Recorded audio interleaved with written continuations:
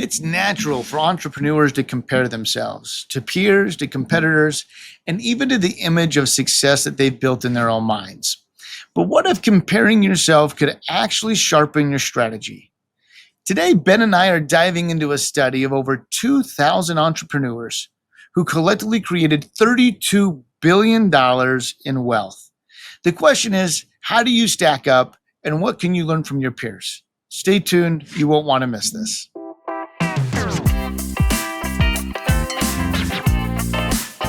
Welcome into Legacy Beyond Wealth. I'm Ben George with Rob Shelton at Axio Wealth Management. And I like this topic today, Rob, is because I think a lot of us just human nature is to compare with others. I know entrepreneurs are no different, right? They want to make sure that they have the same lifestyle. They're keeping up in market share, whatever the comparisons are most important for them, whatever they look to.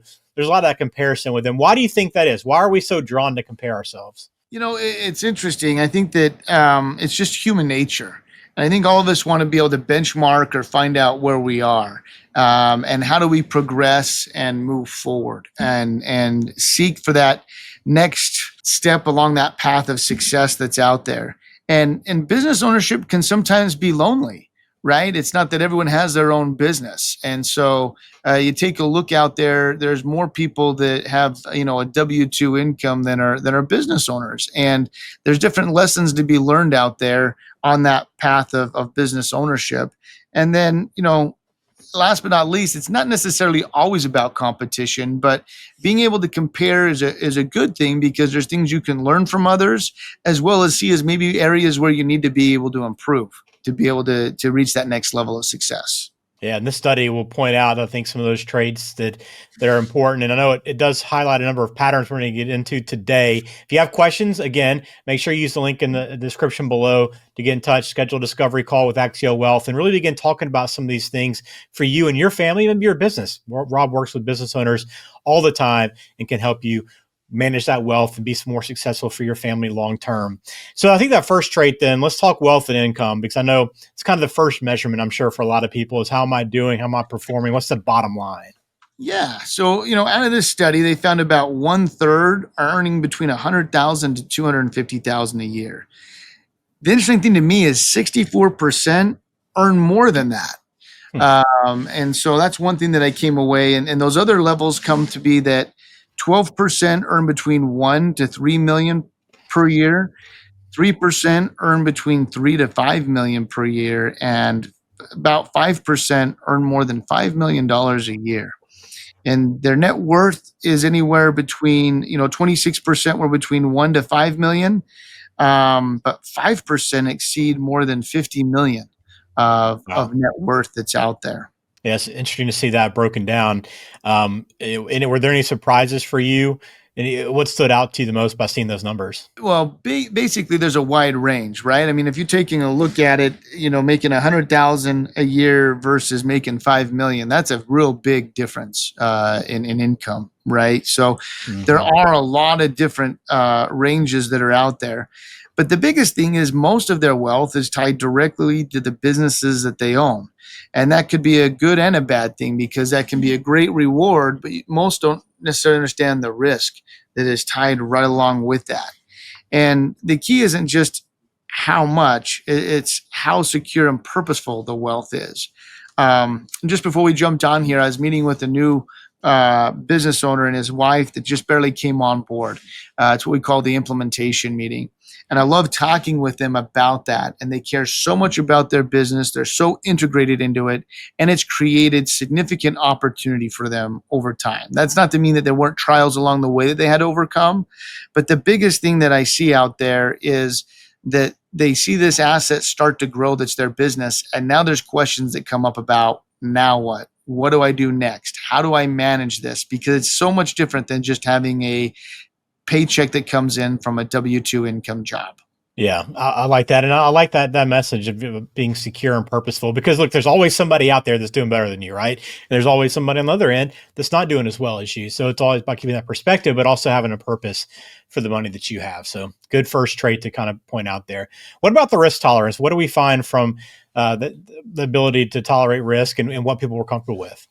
Yeah, over half of those business owners showed that they were pretty aggressive in their risk tolerance, which is no surprise because opening a business is very risky, right? Starting a business is not something easily done. Otherwise, everyone would have their own business. And so they typically have a lot more aggressive investment portfolio. But what that means is that we have to be able to maybe contain that natural DNA that's in there for taking those risks.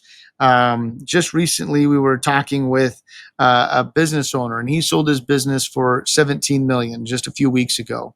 And as he came on board as a client, we were talking with him, and what does he want to do next? And he's got another business idea, and he wants to take and put a lot of money over into that other business. And sitting down with him and his wife and just saying, okay, how much do we want to be able to put at risk, and how much do we want to take off the table to say, hey, we've got that security for the family. And as we had that conversation, the numbers definitely changed in their mind to be able to realize the importance of taking the win that they have and be able to not necessarily risk everything again, but to be able to be prudent with it. In contrast, I've met with other business owners. One that comes to mind, he sold his business for 30 million and he put it all into new business ventures and all of them failed. And to this day, he's back to working paycheck to paycheck. And most people don't want to be in that story. So I think with that trait, risk tolerance, you need to be able to understand it's not bad to carve off some money to be able to go out and be risky again, but just make sure you don't put it all at risk and that you're looking at what you want to do for your family and how do you provide that security. Is that the biggest thing then, Rob, in your mind is just understanding that, okay, yes, I'm an entrepreneur. Yes, I'm probably comfortable for risk and being aggressive, but I've also got to be very calculated in the way that I use that risk for my business. Absolutely. And I think there's this ego that can sometimes come along a little bit. And that's why it's great to look at these studies and to compare yourself to where others are at. And as you're looking to be able to sell, another study that we did, there was over 50% of business owners kind of regretted the sale that they had gone through. And I think it's because you need to be able to think through to the very end.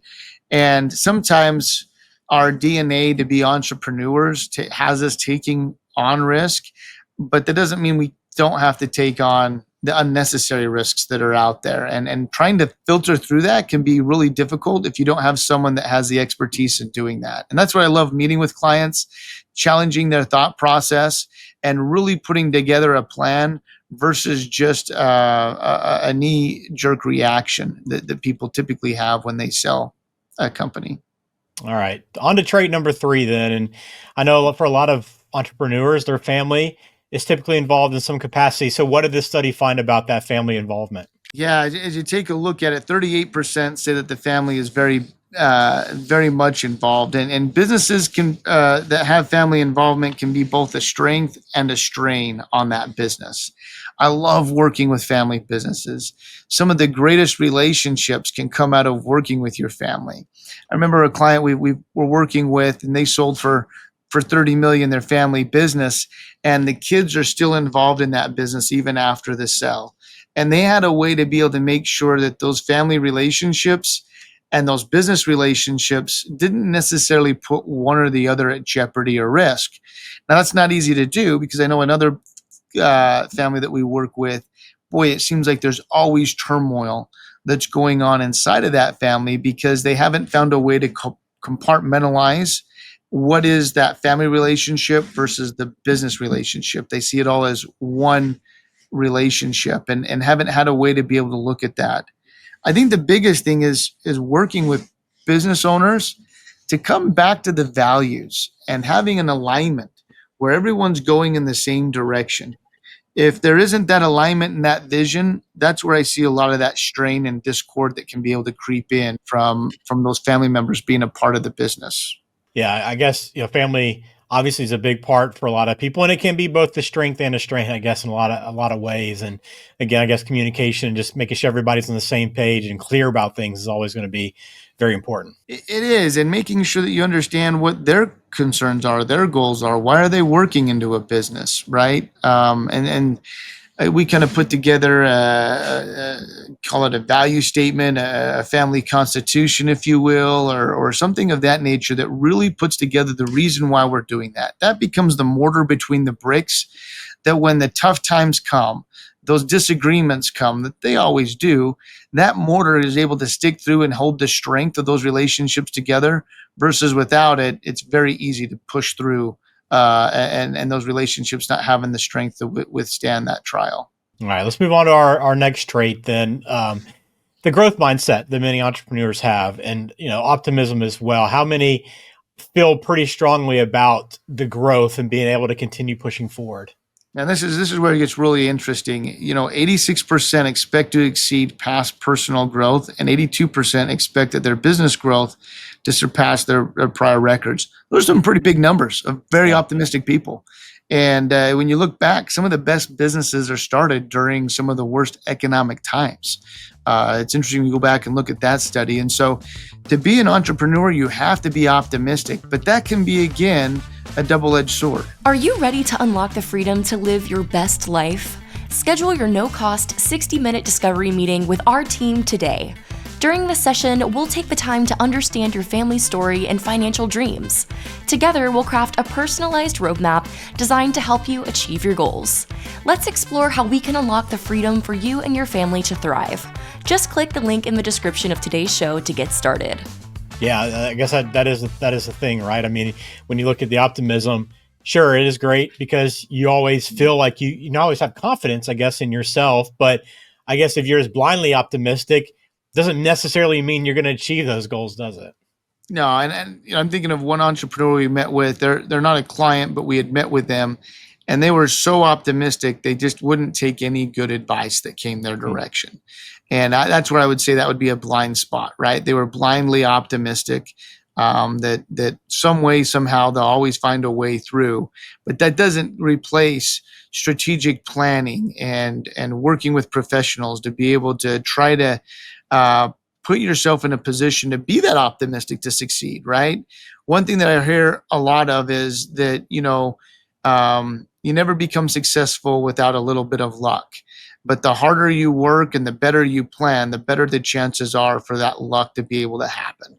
And I think that's the case with optimism, is you want to be optimistic, but you got to work really, really hard in the planning and execution stage, and not just be always about everything being rosy, I guess you could say, or looking through rose-colored glasses, as the saying goes. I like that. Well, some good takeaways from that study. And I think, to kind of close it out here and put a bow on this conversation is, it's maybe the idea of trying to reframe comparison. Because I think a lot of people, when you hear about comparing, especially when you talk about financial planning, when you're talking about money, you try to avoid those comparisons, right? But why can comparison be beneficial for business owners? Yeah, and you have to be careful because it has to be done the right way. We're not comparing to build insecurity or superiority against anyone, but that comparison on studies like this can give you a mirror to be able to see, okay, how am I seeing things? Where are my gaps that I exist? My peers are maybe better in this category. What is it that I need to improve in to be able to get better? Or my peers aren't as good as I am in this category, and that's one that we should look at, and that's a strength that we should continue to grow and be able to talk about with the team and celebrate together. So, looking at this, it's about building a life and a legacy that is right for you. And these studies are just another opportunity to kind of stand in front of the mirror and do a self-assessment and see where you can really be able to grow and celebrate your strengths at. Yeah, that's where Axio Wealth can help you. And again, you get in touch using the contact information in the show description.